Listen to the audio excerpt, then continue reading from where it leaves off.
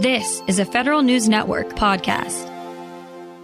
The Department of Homeland Security's vision of a unified agency working out of a single headquarters campus in the D.C. metro area, well, it appears more out of reach than when it was first considered, and that's more than a decade ago. The Federal Emergency Management Agency has walked away from plans to relocate to the St. Elizabeth's campus in Southeast D.C. But in its place, a wave of DHS components plans to move over there in the next year. Still, the project faces considerable hurdles before coming to any kind of conclusion here. Federal News Network's Jory Heckman joins me with more.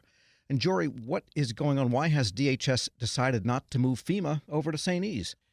GSA and DHS asked for money this year in the fiscal 2019 spending bill to build a new headquarters for FEMA on the St. Elizabeth's campus.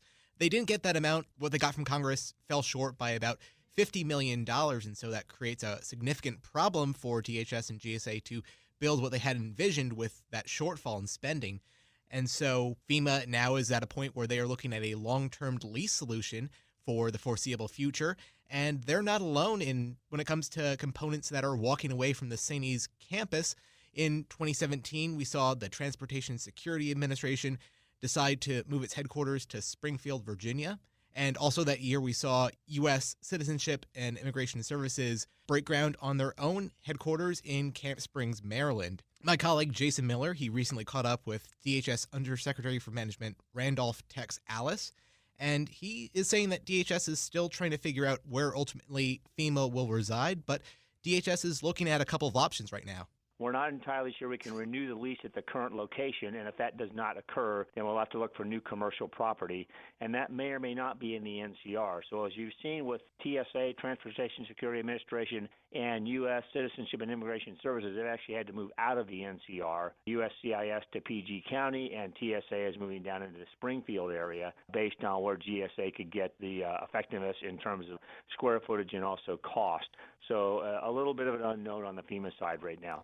So NCR, he's referring to National Capital Region. I thought Prince George's County was part of the National Capital Region, but whatever, not in D.C. So, Jory, which agencies are going to St. Elizabeth's campus that's half-built?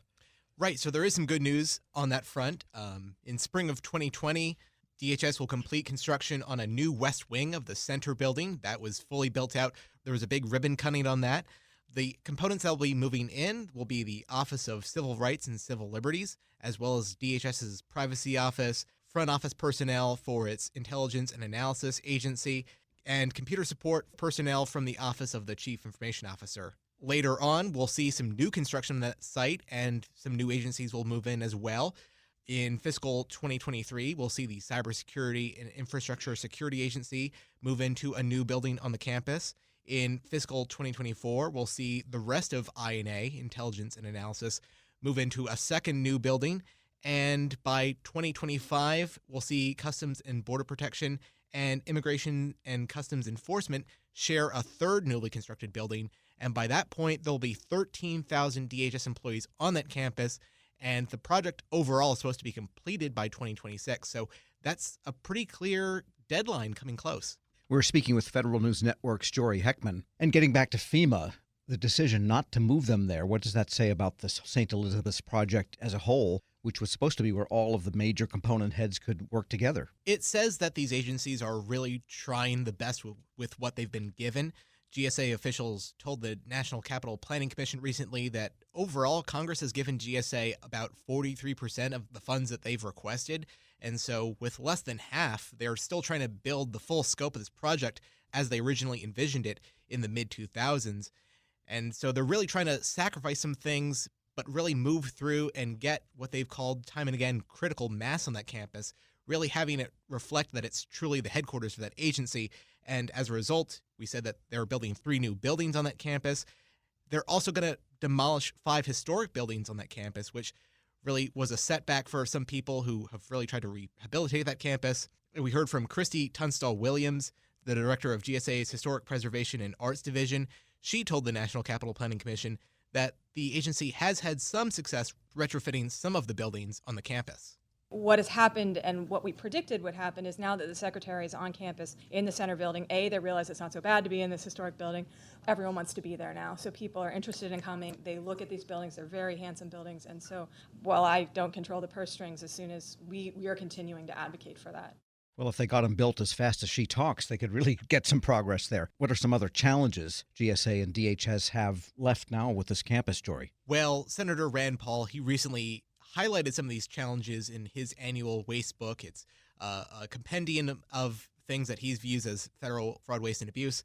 And for the St. E's project, he focused his comments on some briefings that GSA has had with the Senate Homeland Security and Governmental Affairs Subcommittee on Federal Spending Oversight. He oversees that subcommittee, and GSA in those briefings said that up to 30% of the campus was subject to anticipated slope instabilities, and GSA also said that there are some inadequate foundations of the historic buildings, and some are literally sinking into the ground. So they don't want the whole thing to end up in the Anacostia River is what they're saying. No, they're really trying to do their best to avoid that.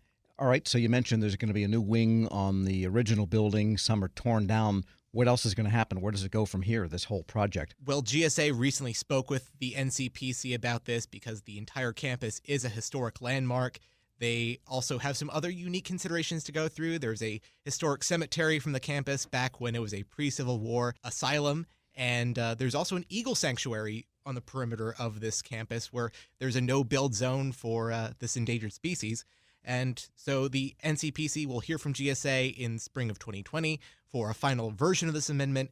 And these agencies, Congress is still waiting for an overall third and hopefully final master plan on the overall St. E's campus. Well, as we know, St. E's was a home for the insane. I guess there's some sort of a metaphor in there in the way the tintinabulations are going on now. Federal News Network's Jory Heckman, thanks so much.